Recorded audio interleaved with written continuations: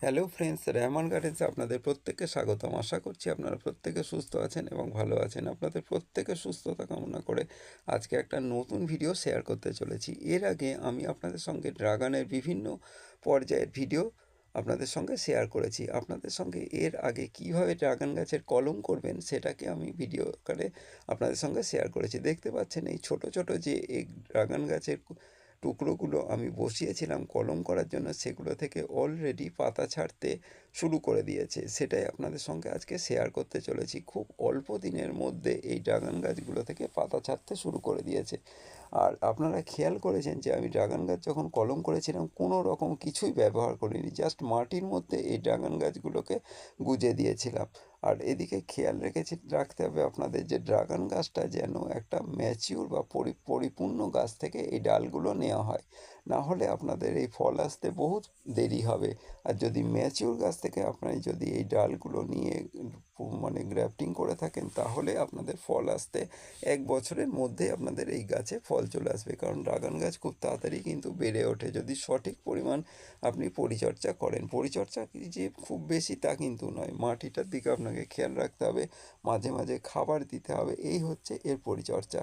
আমি তো 1 বছর এই ড্রাগন গাছে কোনো খেয়ালই করিনি, যখন ফুল ফল আসতে শুরু করলো তারপর থেকে আমি পরিচর্যা করেছিলাম। তাই বন্ধুদের আমি বলবো যে আপনারা ড্রাগন গাছ লাগিয়ে বসে থাকবেন না, একটু পরিচর্যা করবেন।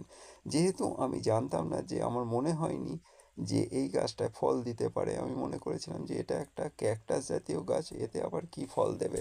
শুধু নেশার জন্য বা আমি গাছকে ভালোবাসি সেই জন্য নার্সারি থেকে কিনে এনে বসিয়েছিলাম।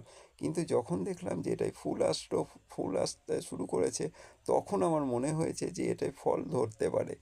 তখন আমি এই গাছে খোল দিতে শুরু করলাম, বিভিন্নভাবে নানান খাবার দিতে শুরু করলাম। তারপরে আমার ড্রাগন গাছ ফুলে ফলে ভরিয়ে দিল।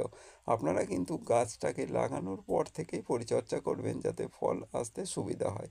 এই হচ্ছে আমার ড্রাগন গাছের গ্রাফটিং, এবং গ্রাফটিংগুলো থেকে পুরো সফল হয়েছে সেটাই আজকে আপনাদের দেখাতে চলেছি। ভিডিওটা যদি আপনাদের ভালো লাগে তাহলে অবশ্যই সাবস্ক্রাইব করবেন, এবং নতুন ভিডিও আপনাদের সঙ্গে আরও শেয়ার করব, যাতে আপনারা এবং আমার ছাদ বাগান সাথে সাথে আপনাদের ছাদ বাগানও আমাদের সঙ্গে শেয়ার করবেন, যাতে একে অপরে অনেক তথ্য আদান প্রদানের মাধ্যমে জানে আমরা এগিয়ে চলতে পারি।